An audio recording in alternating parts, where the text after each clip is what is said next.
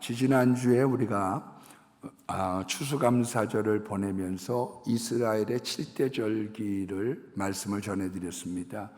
그 중에서 특별히 세 개의 절기가 큰 절기인데 유월절, 오순절, 그리고 수장절이라 말씀을 드렸죠. 구약에 있어서의 절기는 크게 세 가지의 뜻이 담겨져 있습니다. 첫 번째는 하나님께 대한 감사, 두 번째는 신앙에 대한 점검, 세 번째는 이스라엘 민족의 하나됨이죠. 이 구약의 3대 절기가 신약에 와서는 부활절, 오순절, 그리고 추수감사절로 의미가 전달되어져서 우리에게 다가와서 우리로 하여금 이 절기를 지키도록 했다. 그런 말씀을 전해드렸습니다.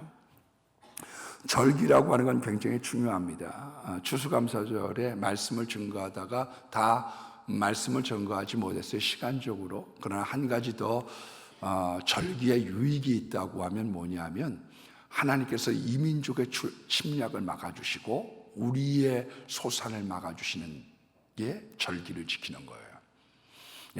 우리는 무기를 많이 생산을 해야지 되고 어디와 손을 잡아야 될 줄 알지만 성경은 우리들에게 절기를 잘 지킬 때 이 나라를 보호하고 우리의 가정을 보호해 준다고 말씀하고 있는 거죠. 그런데 이와 같았던 구약의 절기가 신약에 와서 의미가 전수가 됐지만 기둥은 예수 그리스도로 말미암아 변화가 되어졌습니다. 그러니까 구약에 있는 3대 절기가 신약에 와서는 크리스마스와 성탄절이죠. 부활절이라고 하는 두 개의 절기 속에 6가지의 절기를 날개를 펴서 1년을 보내도록 만들어 놓은 겁니다.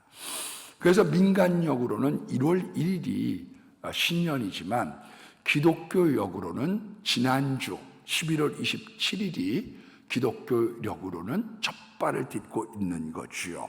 대림절, 대강절, 주님의 강림을 기다리는 절기입니다. 기다릴 대자를 써서 초림 예수님을 기다리고 다시 오실 예수님을 기다리는 절기, 이것을 우리가 대림절 혹은 대강절이라고 해서 종교력으로는 가장 첫 번째 맞이하는 절기이고 오늘이 그 두 번째 날이라고 말씀드릴 수가 있습니다. 크리스마스라고 하는 우리 성탄절은 12월 25일부터 1월 5일까지 열 이틀을 지키는데 성탄 찬송이 하루만 부르는 게 아니에요. 그래서 이 크리스마스라고 하는 절기의 찬양을 많이 이것을 애용해서 부르는 것인데 하나님께 영광을 돌리는 것인데 특별히 이제 연말연시가 끼어져 있다 보니까 신년 찬송들이 많아져서 우리가 조금 약화되어져 있는 건 사실이지만 이 절기는 열 이틀 동안 지키게 되어져 있고 그때 후드의 색깔은 흰색을 착용하도록 되어져 있는 것입니다. 그리고 1월 6일이 되면 주현절이라고 해서 예수님이 세례받으심과 함께 공생애가 시작이 되어졌거든요. 이 예수님의 세례는 아주 중요한 절기이죠. 그래서 이때는 초록색 후드, 초록색 빛깔을 가지고 여러 가지 장식들을 꾸미면서 교회의 번영과 성장을 얘기하고 있는 겁니다. 여러분, 이제 그 다음에 줄기가 부활절이라고 하는 기둥을 가지고 날개를 폈는데 이 부활절 6주 전을 우리가 사순절이라 주일날 빼고 40일을 지켜서 우리가 사순절이라고 일컬으면서 예수님의 순환을 생각하는 엄숙한 절기를 보내게 되고 색깔은 이제 가지색, 이제 보라색을 이렇게 주로 사용을 하게 되어져 있습니다. 부활절이라고 하는 것은 AD 325년에 컨스탄틴 대제 때 니케아 종교회의에서 춘분 지난 만월호 첫 번째 주일이 부활절이에요. 그러니까 춘분은 우리나라만 지키는 절기가 아닙니다.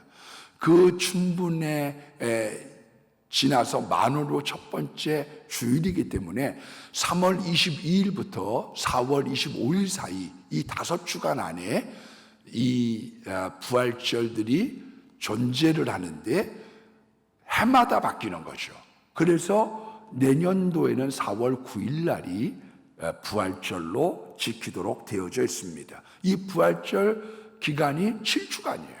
그래서 부활절 첫 번째 주간, 부활절 두 번째 주간, 부활절 일곱 번째 주간을 우리가 오순절 혹은 성령강림절이라고 이야기를 하는 것이고, 그 이후부터를 우리가 오순절 후 첫 번째 주간, 오순절 후 두 번째 주간, 오순절 후 열 번째 주간, 그렇게 명칭하는 것이 예배력으로, 교회력으로의 순서인 것입니다. 그 맨 마지막이 뭐냐? 추수감사절이어서 감사로 한 해를 마무리하고 다시 주님을 기다리는 마음으로 마음을 새롭게 하는 거죠. 우리는 지금 기독교력으로는 새 절기를 맞이하고 새 해를 맞이하는 겁니다. 그 두 번째 주간에, 강림절 두 번째 주간에 사실 우리들의 색깔은 보통 가지색을 많이 사용하면서 엄숙과 경건을 우리가 마음속에 담는 것입니다. 빛으로 오신 구세주 예수 그리스도, 이 세상을 밝히러 오신 기쁜 날인 동시에 이면에는 들뜨기 쉬운 계절에 재림주를 생각하라. 그와 같은 기쁨과 경건의 어우러진 이 4주간을 우리가 촛불을 하나씩 켜가면서 그 주님을 기다리고 다시 오신 주님을 우리가 소망하는 그런 절기가 대림절인 것입니다. 그래서 첫 번째 오셨던 초림 예수님은 2000년 전에 아기 예수님으로 오셔서 말구에 오신 사랑의 주님이라고 하면, 재림하시는 주님은 장차 구름을 타고 만왕의 왕 되시며, 그리고 이 심판주 되시는 예수 그리스도라고 하는 것을 우리가 마음에 담고 이 대림절 기간을 보내는 거예요. 그래서 중세 때에는 이 크리스마스 이 어간에 흥청대지를 않았죠. 우리는 징글벨을 부리면서 흥청댔습니다마는 실은 이 날은 기쁜 날인 동시에 엄숙한 날이기 때문에 흥청되지 않았고, 찬송 중에 영광송은 부르지 않았어요. 찬양 성부 성자 성, 이런 찬송은 요 절기 기간에는 부르지 않았던 것이 통례였던 거죠. 그래서 이사야서 1장 13절로 14절 말씀해 보면, 성애와 함께 너희가 악을 행하는 것을 내가 견디지 못하겠다.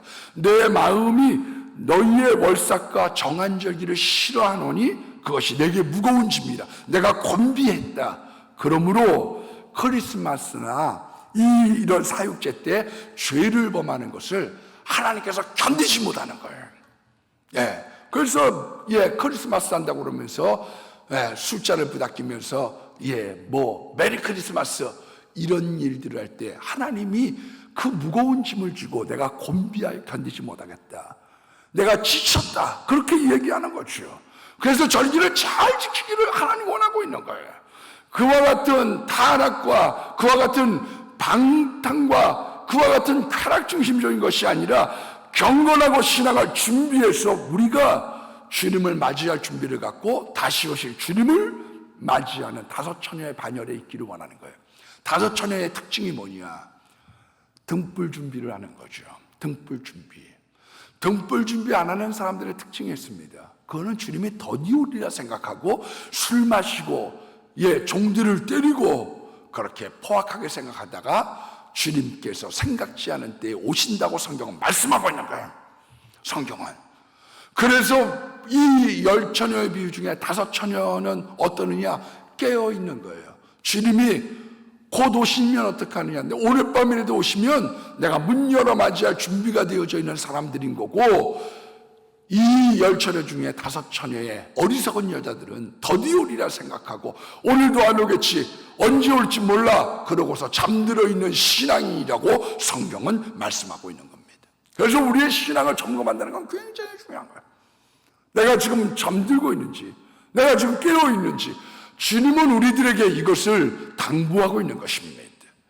여러분, 그래서 이 대림절에는 여러 가지 장식들을 합니다마는 그 중에 3가지만을 여러분들에게 한번 전해드리면 좋겠다. 첫 번째로, 강단을 왜 촛불을 켭니까? 어떤 분은 강단에 촛불을 켜는 것이, 어떤 목사님은 절간을 연상한다고 해가지고 아예 하지 않은 목사님이 계세요. 그러나 강단을 조명했던 이유는 그게 세 가지의 이유가 있습니다. 역사적으로 사도행전 20장 8절을 보면 사도 바울이 밤에 늦게까지 말씀을 전했다. 얼마나 늦게까지 전했느냐? 유두고라고 하는 사람이 낮에 일을 하고 와서 보니까 앉을 자리가 없는 거예요.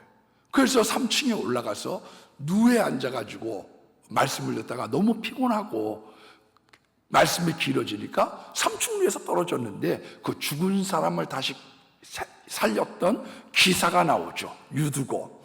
여러분, 그러니까 전기가 없던 시대에 밤 집회에 촛불을 밝혔기 때문이고, 로마가 박해하던 시절에 동굴 예배가 많았기 때문에 그래서 촛불을 사용했던 거죠. 두 번째로는 유대와 헬라 문화권에서는 이 촛불이나 등불이 장식용 그리고 공기 정화용이죠. 그래서 지금도 촛불을 켜면 방 안에 공기가 정화가 된다고 촛불을 켜는 경우가 있죠. 왜? 이것이 정화를 시킨다고 생각했기 때문입니다. 세 번째로 기독교 예배의 의식의 도구로 사용을 했죠. 그래서 밤에 촛불을 켜고 가정이나 교회에서 예배를 드릴 때 한나를 하나님의 은총 안에 잘 보냈다고 하는 감사하는 의식이 배어져 있는 거고, 부활절이나 이런 절기 때 불을 켜면서 어둠의 세력, 죽음의 세력을 물리치신 예수 그리스도를 마음에 담고자 하는 뜻을 거기에 담고 있는 거예요.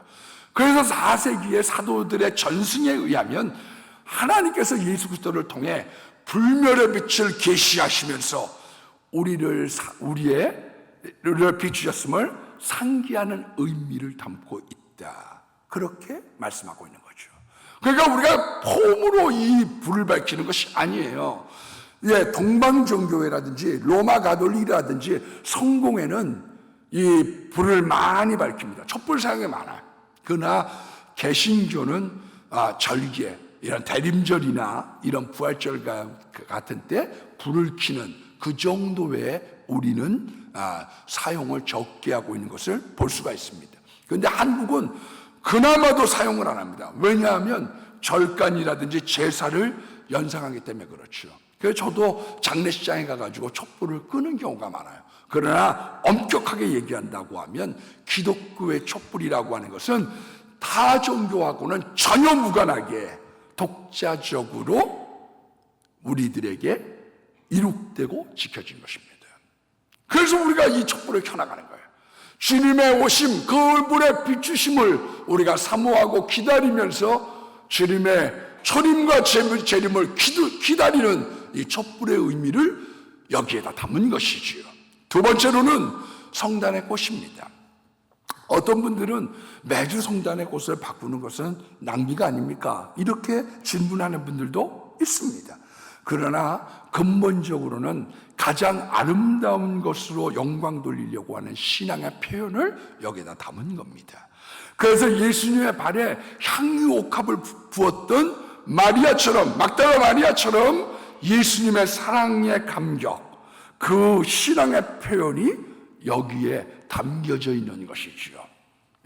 그래서 우리가 꽃을 하고 그 안에 우리가 하나님에 대한 사랑과 구원의 감격을 우리가 즐기고 주님을 높여드리는 것입니다. 두 번째로 이런 꽃 같은 데는 교회력의 의미가 담겨져 있어야 돼요. 가령 사순절에는 가시를, 부활절에는 백합화를 갖다가 장식을 합니다. 왜냐? 사순절에는 고난을 상징해서 가시를, 부활절에는 만방의 부활의 향기를 퍼치고자 하는 그런 백합화를 부활의 상징의 꽃으로 담아놨기 때문인 거죠. 왜 그래서 부활절날 백합화를 갖다가 놓느냐? 그건 부활의 향기를 상징하고 있기 때문에 그런 거예요. 절개의 의미를 담는 거죠. 저는 이제 이번에 우리 집사람이 다니엘 기도회에 나온 어떤 한순일이라고 하는 바이올리니스트의 그걸 한번 들어보라고 바이올린 연주를 이렇게 잘하는 사람 처음 봤다면서 들어보래요. 그래서 좋지 뭐 이러고 어때요? 이렇게 저한테 물어봐요. 제가 뭐 다 듣지는 않았지만 그 앞에 있는 부분을 제가 그분이 어떤 분인지를 좀 듣게 되었습니다.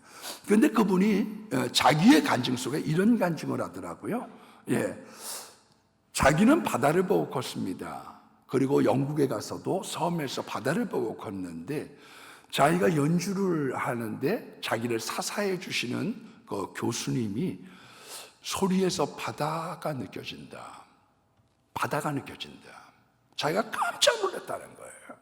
여러분, 우리의 이런 꽃장식이라는 것이 어떠냐? 대림절에 예수님의 초림의 감격과 재림의 엄숙함이 느껴지는 그 마음을 담으면서 장식하고 우리가 그 안에 동참하고 있는 거죠.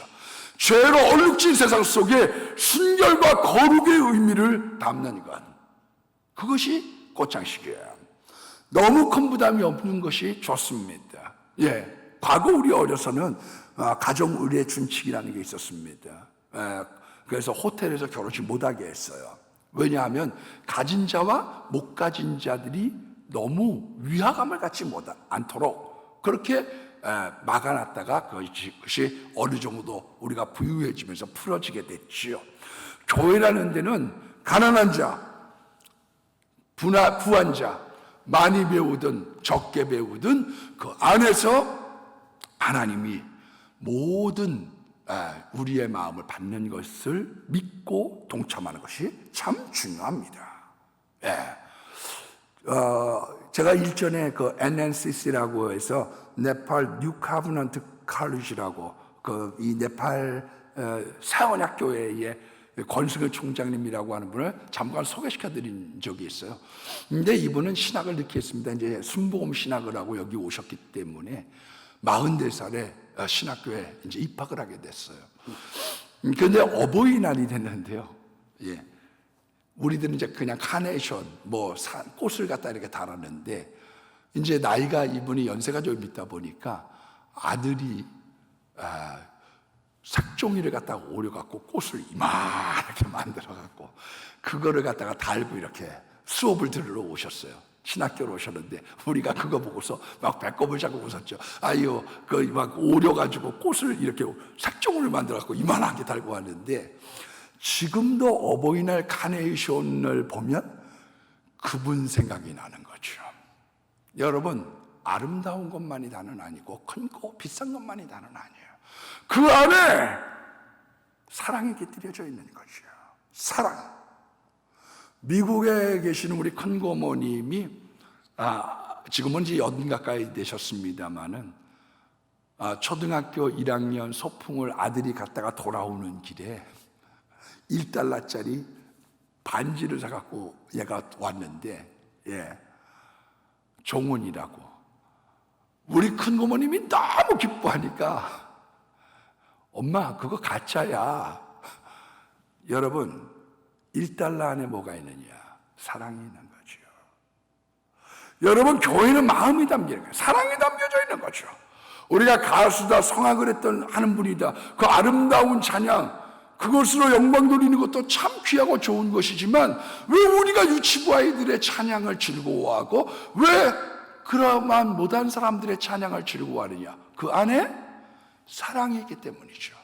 꼭 우리가 잘하고 훌륭한 것만이 중요한 것이 아니라 그 안에 우리의 마음을 담고 우리의 사랑을 담은 것, 그것이 꽃 속에 내재되어지기를 원하는 거예요.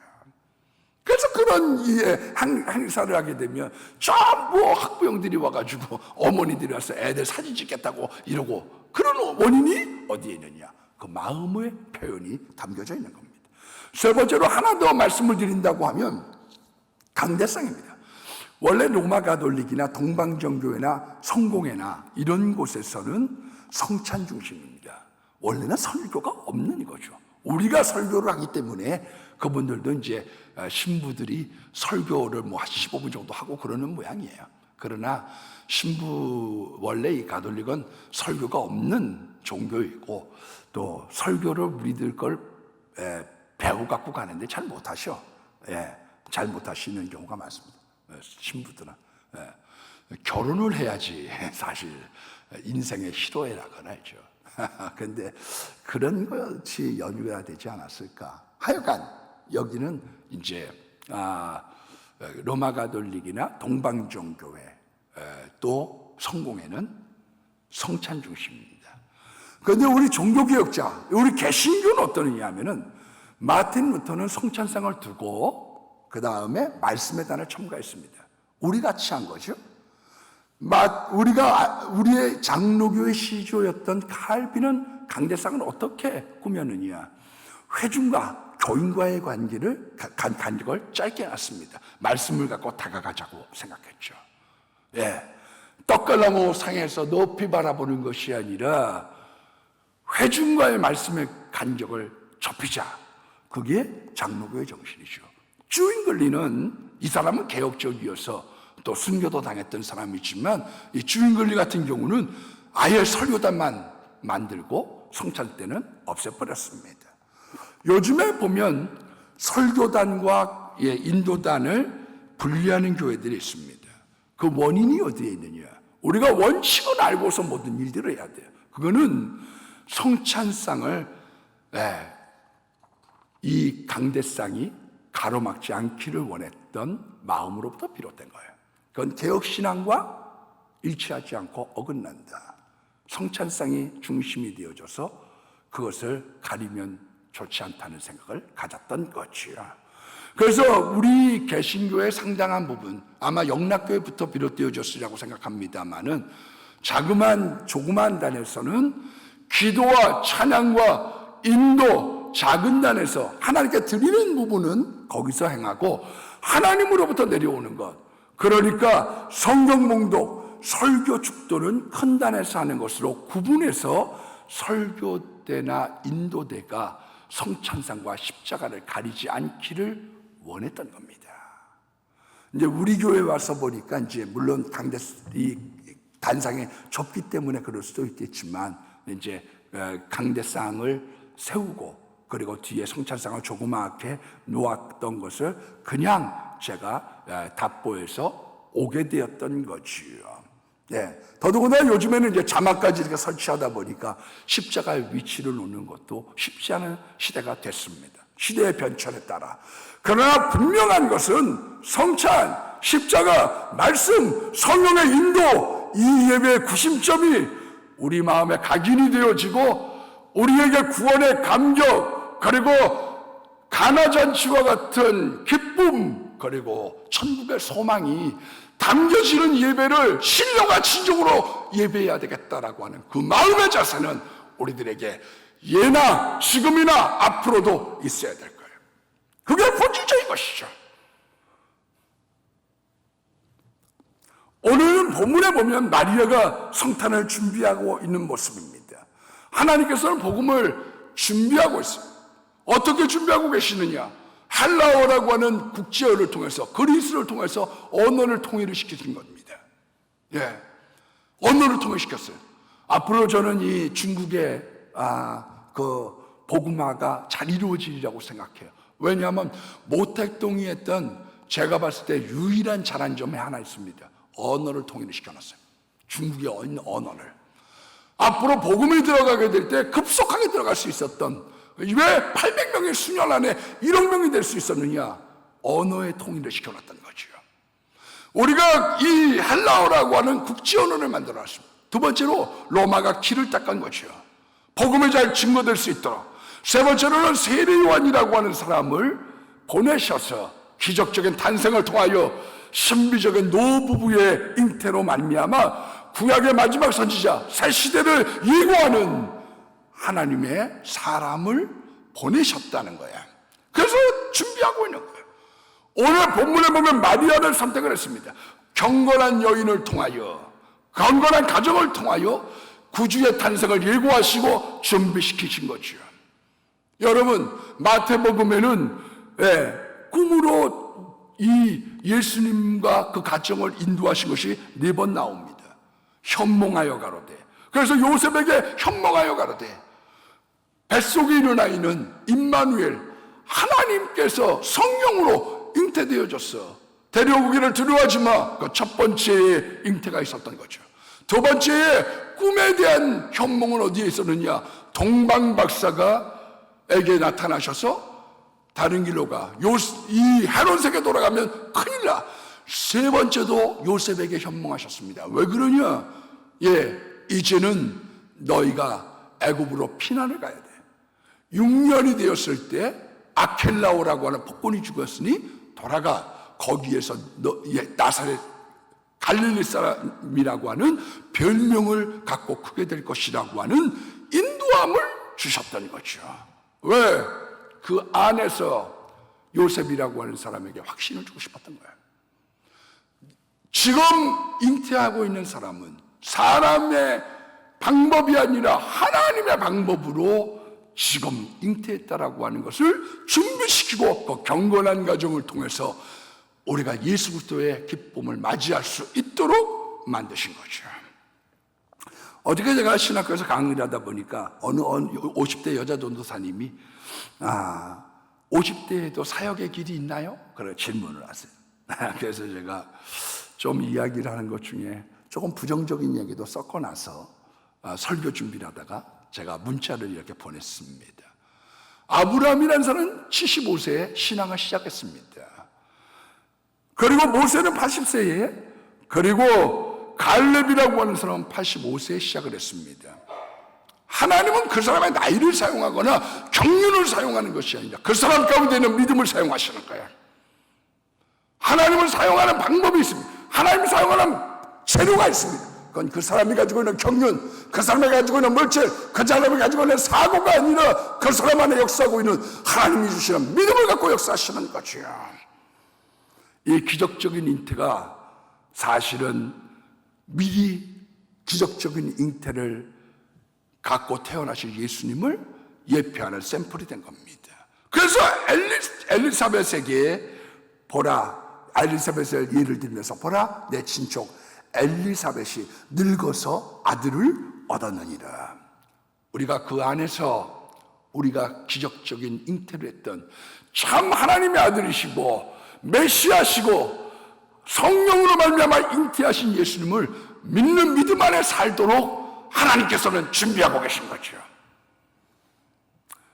지금 이제 제가 보니까 구라파 쪽에서 성경을 갖다가 읽는데 붐이 일어났다고 그래요. 휴가철에 성경을 읽는 거예요.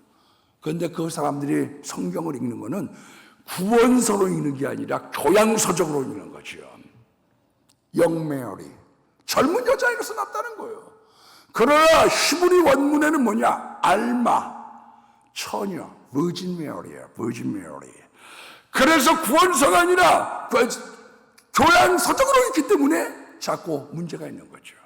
하나님이 어떤 분이냐? 그건 인간 예수가 아니에요. 그분은 인간이신 동시에 인간의 몸을 입고 오신 하나님의 아들, 성령으로 말미암아 잉태한 죄 없으셔서 우리의 죄를 짊어지고 돌아가시기 위하여 이 땅에 오신 하나님의 아들 메시아임을 분명하게 얘기하고 있는 거예요. 여러분, 마태라고 하는 사람은 직업이 세리입니다. 직업이 세리였던 걸 보면 이 마태복음에도 직업의 이 흔적들이 나타나져 있어요. 세리란 어떤 거냐? 분류를 잘해. 부가가치세, 양도세, 부동산세, 자동차세, 부주민세, 분류가 많습니다. 항목이 많아. 그래서 마태복음을 쓸 때도 어떻게 썼느냐? 1장에는 족보, 5장에서 7장까지 있는 산상수훈, 8장과 9장에는 질병을 치료한 기사, 13장에는 하나님의 나라, 23장에는 바리새인과 사두개인에 대한 그 논쟁에 대한 것을 수록해 놓고, 그리고 25장에는 열천의 비유와 같은 천국에 대한 비유, 그와 같은 것을 잘 요약을 해놓고 항목화했던 걸 볼 수가 있습니다. 그런데 우리가 오늘 보고 있는 누가는 그렇지 않아요. 누가는 이 사람 직업이 의사입니다. 세밀하고 구체적인 것을 현미경처럼 들여다봤죠. 그래서 누가는 취재해서 과연 그런 것이 맞는지 현장에 가서 확인해 볼 사람이지요. 그래서 누가복음 1장 3절에 기록에 대해 이렇게 얘기하고 있습니다. 모든 것을 근원부터 자세히 미루어 살핀 내가. 어떻게 그러냐? 정말 그래? 내가 가서 한번 그 뿌리를 한번 알아보고 정말 그러했는지 자세히 미루어 살핀 내가 자네들로 써서 데오빌로 각하에게 쓰는 것인즉 이것을 듣고 이것을 읽고 복음을 받기를 원했던 거지요. 34절 본문의 말씀에 보면 마리아가 천사에게 말하되 나는 남자를 알지 못하니 어찌 이 일이 있겠습니까? 여러분, 동정녀 탄생을 기록한 4명의 복음서 중에 유일하게 누가만이 동정녀 탄생을 기록한 거예요.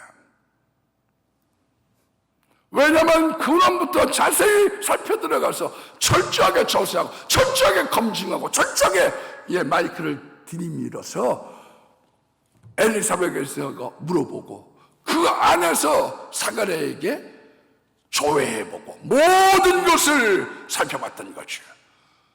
요셉과는 정혼한 상태입니다. 이건 약혼과 결혼과 달라요. 가령 우리나라로 따지면 아이를 낳았을 때, 조그만 했을 때 여보게 이진사 왜 그러십니까? 김대감님, 우리 앞으로 사돈 맺읍시다. 그렇게 이야기한 거죠. 정혼은 결혼이나 약혼과 달라요. 이 정혼 때는 부부의 관계를 가질 수 없습니다. 그런데 아내가 임신을 했어요. 당신은 돌로 쳐주는 거죠. 오늘날에도 아프간에서 이 불륜의 현장이 발각이 되어지면 돌로 쳐 죽이거나 이 신체 중의 일부를 절단해 버립니다. 그와 같은 흔적이 있는 거지요. 왜 요셉에게 3번이나 현망하셨느냐? 성령으로 잉태한 처녀 임신이 맞아. 이 요셉이라고 하는 사람이 의로운 사람이라 가만히 끊고자 하더니 왜 가늠한 여인에게는 3가지의 방식이 있었습니다. 첫 번째가 뭐냐? 돌로 쳐 죽이는 겁니다. 이 여자가 이런 불륜을 저질렀다. 돌로 쳐 죽이는 것. 두 번째의 방법이 뭐냐? 이혼. 3번째의 방법이 뭐냐? 데리고 사는 겁니다. 그런데 요셉은 의로운 사람이라 이 여자하고 가만히 이혼하려고 했던 거죠. 우리가 없었던 걸로 합시다. 그래서 3번이나 요셉에게 나타나서 그것이 아니야, 분명하게 성령으로 말미암아 잉태된 것을 보여주시며 그에게 확신을, 믿음을 심어줬던 걸 볼 수가 있는 거죠. 우리가 그 말씀을 보고 그 말씀을 먹으면서 우리의 마음에 믿음이 들어가도록 하나님 역사하고 있는 거예요. 동일하게. 그래서 유명한 요절이 누가복음 1장 37절에 나오죠. 대저 하나님의 말씀은 능치 못한 일이 없느니라. 하나님의 말씀은 전능의 말씀이에요. 이것을 전적으로 받아들이라. 그때 역사가 나타난다고 성경은 말씀하고 있는 거예요. 여러분, 이 성경이 전적인 하나님의 전능의 말씀인 것을 믿습니까? 어떤 분은 이렇게 이야기합니다. 하나님의 말씀, 하나님은 신실하신 분이지만 인간은 엉터리이기 때문에 성경을 믿을 수 없다. 아니에요. 하나님의 말씀도 신실하시고 하나님이 고용한 사람들도 신실하시고 그 고용조차를 개입하시고 역사하셔서 하나님께서 우리들에게 구원의 말씀, 그리고 창조와 부활과 다시 오심을 우리들에게 일러주고 있는 겁니다. 우리에게 쓰신 하나님의 편지, 이것을 믿는 거예요. 여러분, 그 안에 하나님은 정황구할 뿐 아니라 그 안에 있는 사람들의 성품과 특성과 직장과 배경과 실력을 고려하셨지만 그 안에 담겨져 있는 하나님의 신실하심에 대하여는 정황무화이기 때문에 우리가 정황무화한 말씀으로 받아들여 예수님의 동정녀 탄생을 믿고 이 하나님의 진리의 말씀을 마음에 담고 승리하며 나아가는 것입니다. 마리아는 맨 마지막에 이렇게 38절에 고백을 합니다. 주의 여종이오니 주님의 말씀대로 내게 이루어지이다. 오늘 여러분, 이 신실하신 하나님, 이 신실하신 하나님의 기록된 말씀, 그리고 그분의 처녀의 잉태, 그리고 그분이 주시고 있는 구원의 메시지, 이것을 이루셨던 하나님께서 우리에게 장차올 심판과 구원과 영원한 천국에 대한 이 소망의 메시지를 오직 믿음으로 받아들이고 오직 성령 안에서, 오직 말씀 안에서 믿어지는 귀한 은혜의 역사가 이 시간 나타나기를 예수의 이름으로 축원합니다.